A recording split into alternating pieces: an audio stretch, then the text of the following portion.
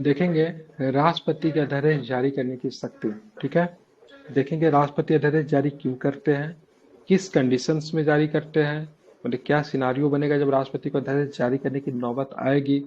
ठीक है, राष्ट्रपति का अध्यादेश किस प्रकार का होता है इसको जरा समझेंगे। ठीक है, तो संविधान का अनुच्छेद 123 के तहत राष्ट्रपति को संसद के 17वां की अवधि में अध्यादेश जारी करने की शक्ति प्रदान की। संसद के 17वां मतलब जिस समय सत्र नहीं चल रही हो। ठीक है, ध्यान में रखेंगे। ठीक है, इन अध्यादेशों का प्रभाव एवं शक्तियां संसद द्वारा बनाए गए कानून की तरह ही होती है, परंतु ये प्रकृति में से अल्पकालीन होते हैं। ठीक है, क्या होता है, ध्यान में रखेंगे। तो सबसे पहले आपको ध्यान में रखना है, इन अध्यादेशों का प्रभाव एवं शक्तियां संसद द्वारा, ठीक है, बनाए गए, ठीक है, कानून की तरह ही होती है, परंतु ये प्रकृति में क्या होते हैं, अल्पकालीन होते हैं। ठीक है, मतलब ये होता है कानून की तरह ही, ठीक है, ध्यान में रखें, लेकिन प्रकृति क्या होती है इनकी, अल्पकालीन होती है, कुछ समय के लिए होती है। ठीक है, सदन नहीं चल रहा है तो ठीक है, ये कानून के तौर पे काम कर रहा है, जैसे ही सदन चलेगा तो इसको सदन चाहे तो इसको परिवर्तन कर सकती है, इसको इसी रूप में अपना कर सकती है, इसको समाप्त कर सकती है। ठीक है, डिसीजन कौन लेगा, सदन लेगा। ठीक है, राष्ट्रपति के अध्यादेश जारी करने की सर्वाधिक महत्वपूर्ण विधायी शक्ति है। ठीक है, तो राष्ट्रपति के अध्यादेश जारी करने की सर्वाधिक महत्वपूर्ण विधायी शक्ति, अगर पूछेगा राष्ट्रपति के अध्यादेश जारी करने की कौन सी शक्ति है तो क्या बताओगे आप, तो ध्यान रखना, बताना से आप विधायी शक्ति है, कौन सी शक्ति है, राष्ट्रपति की कौन सी शक्ति है, विधायी शक्ति के अंतर्गत आता है। ठीक है, यह शक्ति उसे अप्रत्याशित अथवा अविलंबीय मामलों के निपटने हेतु मदद हेतु दी गई है, परंतु इस शक्ति के प्रयोग में निम्नलिखित 4 सीमाएं हैं। ठीक है, अब देखेंगे राष्ट्रपति इस शक्ति का प्रयोग किस प्रकार करेंगे, इसको जरा समझने की कोशिश हम लोग करेंगे। वह अध्यादेश केवल तभी जारी कर सकता है जब संसद के दोनों अथवा दोनों में से किसी भी सदन का सत्र न चल रहा हो। ठीक है, या तो दोनों सदन का सत्र नहीं चल रहा है या फिर दोनों में से किसी सदन का सत्र नहीं चल रहा हो। ठीक है, राष्ट्रपति उस समय जारी कर सकता है अध्यादेश, मतलब बोल सकते हैं 17वां सदन का क्या, तो 17वां। ठीक है, ध्यान में रखेंगे, इंपॉर्टेंट है। अब चलते हैं हम लोग आगे। जब संसद में केवल एक ही सदन का सत्र चल रहा है, जब संसद में केवल एक ही सदन का सत्र चल रहा हो तो, क्योंकि कोई भी विधेयक दोनों सदनों द्वारा पारित किया जाना होता है, न कि केवल सदन के द्वारा। ठीक है, न कि केवल एक सदन के द्वारा। वैसे कंडीशन में भी जारी हो सकता है जब संसद में केवल एक ही सदन का सत्र चल रहा हो, तो उस समय भी राष्ट्रपति का अध्यादेश आएगा, क्योंकि विधायक को दोनों सदन के द्वारा पारित करवाना होता है, न कि केवल एक सदन के द्वारा। जब एक सदन जब चल रहा होगा तो भी राष्ट्रपति अध्यादेश जारी कर सकता है।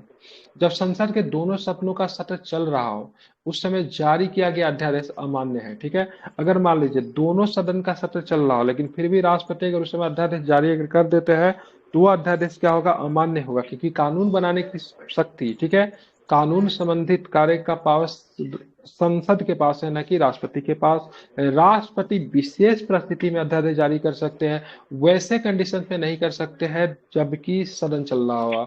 इस प्रकार राष्ट्रपति का अध्यादेश जारी करने की शक्ति विधायिका की समानांतर शक्ति नहीं है, इसलिए हम कह सकते हैं क्या, राष्ट्रपति जो अध्यादेश जारी करती है विधायिका की समानांतर शक्ति है, तो आप बोलोगे सर बिल्कुल है, क्योंकि राष्ट्रपति जो अध्यादेश जो जारी करते हैं वो भी एक कानून का स्वरूप है, विधायिका भी तो कानून ही बनाती है। तो हम बोलेंगे नहीं, गलत है। क्यों नहीं है, तो भाई साहब मान लो कि से राष्ट्रपति विशेष शक्ति में, ठीक है, विशेष स्थिति में कानून बनाने की शक्ति है उसके पास। ठीक है, विशेष स्थिति में कानून बनाने की शक्ति है, न कि सामान्य स्थिति में। जबकि विधायिका अगर वो सदन में है तो किसी भी स्थिति में कानून बना सकती है, ठीक, किसी भी प्रकार का कानून का निर्माण कर सकती है। ये पावर, कानून बनाने की शक्ति किसके पास, विधायिका के पास है, न कि राष्ट्रपति के पास है। राष्ट्रपति विशेष परिस्थिति में अध्यादेश जारी तो करती है, लेकिन अध्यादेश की शक्ति जो राष्ट्रपति के विधायिका के समानांतर या फिर बराबर, समानांतर का मतलब बराबर, पैरेलल। ठीक है, जैसे देखिए ये लाइन और ये लाइन क्या बोल सकते हैं, दोनों समानांतर एक दूसरे के बराबर है। ठीक है, पैरेलल है, तो राष्ट्रपति की अध्यादेश जारी करने की शक्ति, ठीक है, विधायिका की समानांतर शक्ति नहीं है। ठीक है, ध्यान में रखना। यदि कोई अध्यादेश केवल तभी जारी किया जा सकता है जब वह इस बात से संतुष्ट है कि मौजूदा परिस्थिति ऐसी है कि उसके लिए तत्काल कार्रवाई आवश्यक है। कूपर केस 1970 में सुप्रीम कोर्ट ने कहा कि राष्ट्रपति की संतुष्टि पर असद्भाव के आधार पर प्रश्न चिन्ह लगाया जा सकता है। इसका अर्थ है कि राष्ट्रपति द्वारा अध्यादेश जारी करने के निर्णय पर न्यायालय में इस बात पर प्रश्न उठाया जा सकता है कि राष्ट्रपति ने विचार पूर्वक संसद में एक सदन अर्थात दोनों सदनों को कुछ समय के लिए स्थगित कर एक विवाद विवादास्पद विषय में अध्यादेश प्रकाशित किया है, ठीक है। मतलब ऐसा नहीं कि राष्ट्रपति का अध्यादेश क्वेश्चनेबल नहीं होगा, ठीक है। राष्ट्रपति के अध्यादेश को क्वेश्चन किया जा सकता है सुप्रीम कोर्ट के माध्यम से, ठीक है। 1970 का केस है जिसको बोलते हैं कूपर केस। कूपर केस में कहा गया राष्ट्रपति के अध्यादेश जारी करने की शक्ति पूरी तरह से स्वतंत्र नहीं है, ठीक है। इसको क्वेश्चन किया जा सकता है। रीजन क्या है? क्योंकि भाई साहब राष्ट्रपति अगर चाहे तो सदन को बर्खास्त भी तो कर सकते हैं। मान लीजिए एक सदन क्या है, चल नहीं रहा है, ठीक है। मान लीजिए राज्यसभा चल नहीं रहा है, ठीक है। लोकसभा को राष्ट्रपति ने क्या किया, बर्खास्त कर दिया। ऐसे कंडीशन में किसी नियम को अध्यादेश के तौर पर लागू करना राष्ट्रपति को एक अधिनायक बना देगा, ठीक है। इसलिए ध्यान में इसलिए कहा गया कि विवादास्पद विषय में अध्यादेश प्रख्यापित किया है, ठीक है। और संसद को नजरअंदाज किया है, जिसे संसद के प्राधिकार की परिवंचना हुई है, मतलब वह संसद के अधिकार का उल्लंघन हुआ है, ठीक है। 38वें संविधान संशोधन नियम 1975 में कहा गया कि राष्ट्रपति की संतुष्टि अंतिम एवं मान्य होगी तथा न्यायिक समीक्षा से परे होगी, ठीक है। ध्यान रखेंगे, ठीक है। परंतु मतलब 1975 में कहा गया, 38वें संविधान संशोधन 1975 में कहा गया राष्ट्रपति की संतुष्टि अंतिम होगा, ठीक है, एवं मान्य होगा एवं न्यायिक समीक्षा से परे होगा, मतलब उसमें न्यायिक समीक्षा नहीं किया जा सकता।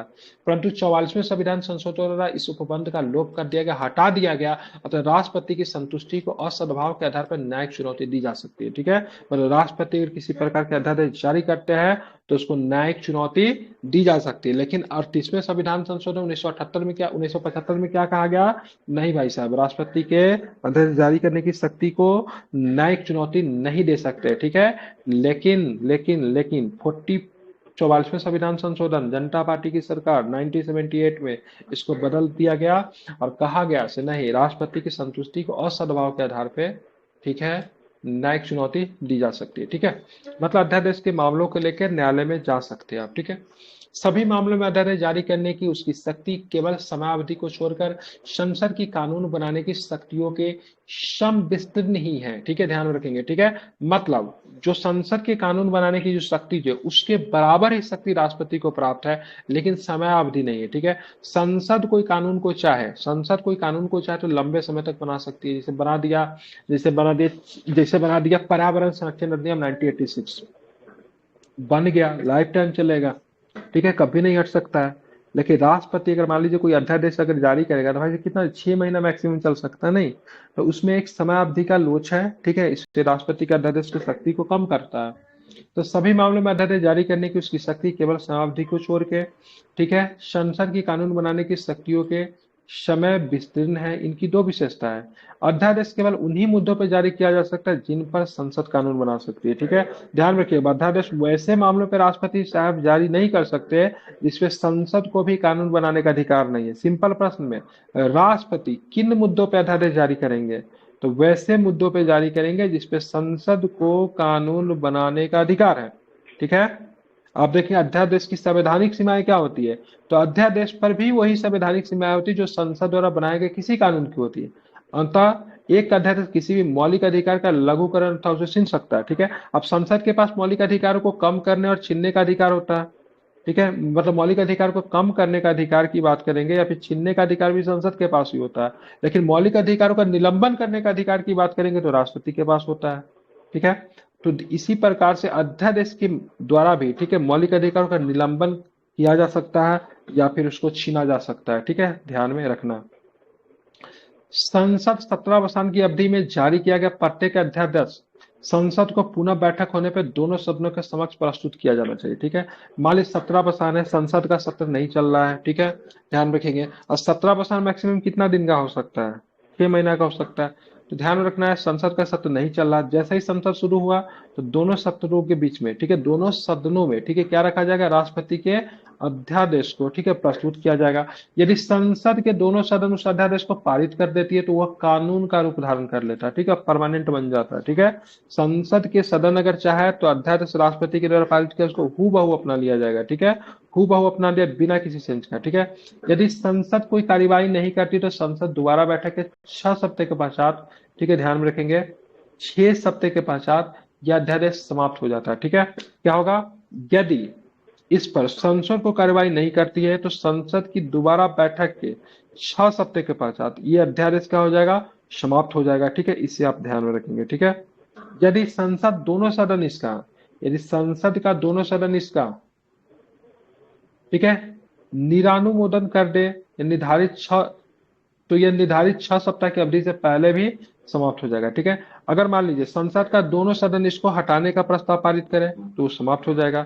यदि संसद का सदन इसको किसी भी प्रकार का प्रस्ताव पारित नहीं करता, चुपचाप छोड़ देता है, तो 6 सप्ताह के बाद अपने आप ऑटोमेटिक समाप्त हो जाएगा। यदि संसद के दोनों सदनों अलग अलग तिथि से पुनः बैठक बैठक लिए बुलाया जाता है, तो ये 6 सप्ताह वाली बैठक की तिथि से गिने जाएंगे। ठीक है, तो ये 6 सप्ताह वाली बैठक की तिथि से गिना जाएगा। इसका अर्थ है कि किसी अध्यादेश की अधिकतम अवधि 6 महीने, संसद की मंजूरी न मिलने की स्थिति में 6 सप्ताह होती है। ठीक है, तो मान लीजिए किसी अध्यादेश की अधिकतम अवधि कितनी हो सकती है, 6 महीने, और संसद की मंजूरी न मिलने की स्थिति में कितनी हो सकती है, ठीक है, 6 सप्ताह हो सकती है। मतलब क्या, मतलब संसद की जिस दिन बैठक होगी, ठीक है, सदन के जिस दिन बैठक होगी उस दिन से 6 सप्ताह काउंट किया जाएगा, क्योंकि सदन अब एक्टिवेट हो गया, तो उस दिन से 6 कितना होगा, 6 सप्ताह। ठीक है, अब मान लीजिए ऐसा नहीं बोलेंगे 6 महीना और 6 सप्ताह। ठीक है, अगर मान लीजिए 6 महीना का मैक्सिमम बैठक होती है, ठीक है, और 4 महीना अभी अध्यादेश का हुआ, संसद की बैठक हो गई, तो 4 महीना बीत गया, तो 2 महीना फिर काउंट नहीं करेंगे, भूल जाइए वो 4 महीना 6 महीना जो था। अब यहाँ से क्या काउंट होगा, तो यहाँ से 6 सप्ताह वाला कहानी काउंट होगा। ठीक है, संसद के 2 सप्ताह के मध्य अधिकतम 6 महीने की अंतर होती है, मतलब अवधि 6 महीने से अधिक नहीं हो सकती है। यदि कोई अध्यादेश सभा पटल पर रखने से पूर्व ही समाप्त हो जाता है, तो इसके अंतर्गत किए गए कार्य वैध एवं प्रभावी रहेंगे। ठीक है, अगर मान लीजिए सभा में रखने से पहले कोई अध्यादेश अगर समाप्त हो जाता है, तो उस अध्यादेश के अनुसार जो कार्य किए जाए गए होंगे ना, वो वैध होंगे, प्रभावी होंगे। ठीक है, ध्यान में रखना।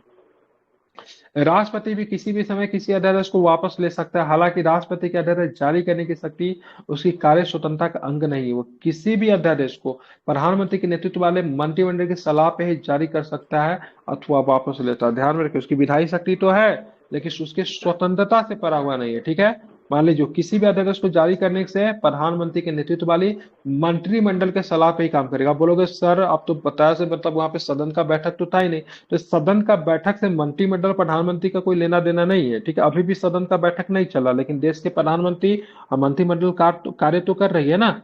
ठीक है, तो सदन के बैठक से इनका कुछ भी लेना देना नहीं है। ठीक है, मंत्रिमंडल और प्रधानमंत्री, ठीक है, जब तक क्या रहेंगे, परमानेंट है, जब तक उनको बहुमत है। और बैठक तो क्या होगा, होते रहता है, नहीं तो 3 सत्र होते हैं ना, बीएमडब्ल्यू, बजट, मानसून, और ठीक है क्या होता है, विंटर।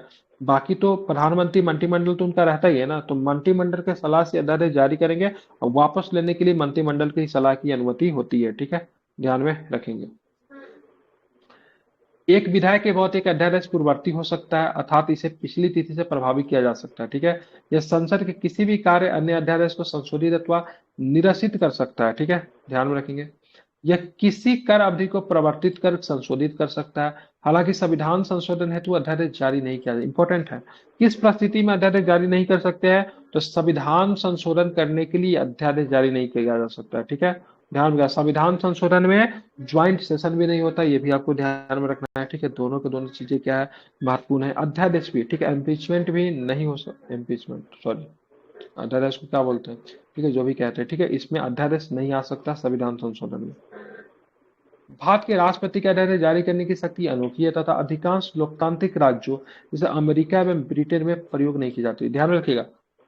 अब यहाँ पे देखेंगे ब्रिटेन में अध्यादेश प्रयोग करने का कोई मतलब चांस ही नहीं बनता है। ठीक है, 1700 समथिंग में ब्रिटेन की एक रानी थी, एनी की फेनी कुछ नाम था, उसने अध्यादेश का प्रयोग किया था। ठीक है, मुझे नाम नहीं याद है, शायद एनी की कुछ नाम था। ठीक है, तो ब्रिटेन में तो न के बराबर प्रयोग किया जाता है। ठीक है, और अमेरिका में बात करेंगे तो अमेरिका में भी अध्यादेश न के बराबर प्रयोग किया जाता है। ठीक है, ध्यान में रखना है। ठीक है, अध्यादेश जारी करने की शक्ति के पक्ष में डॉक्टर भीमराव अम्बेडकर ने संविधान सभा में कहा, अध्यादेश जारी करने की प्रक्रिया राष्ट्रपति को उस परिस्थिति से निपटने की योग्य बनाती है जो आकस्मिक एवं अचानक उत्पन्न होती है। ठीक है, तो अमेरिका और, ठीक है, अमेरिका और, ठीक है, ब्रिटेन में, अमेरिका और ब्रिटेन में, ठीक है, ब्रिटेन में बीटो का भी प्रयोग नहीं किया जाता। ठीक है, ध्यान रखें, ब्रिटेन के राजा रानी बीटो का प्रयोग ना के बराबर करते हैं। ठीक है, एक वही फेनी का नाम जो बताया ना, बीटो का प्रयोग की थी। ठीक है, अध्यादेश का नहीं। ठीक है, अध्यादेश तो होता ही नहीं है, बीटो ना के बराबर प्रयोग होता है, एक ही बार की 2 बार प्रयोग किया गया। अमेरिका में वीटो का पावर बहुत ज्यादा होता है। रीजन क्या है? अमेरिका में वीटो का पावर का सबसे ज्यादा प्रयोग होने का रीजन है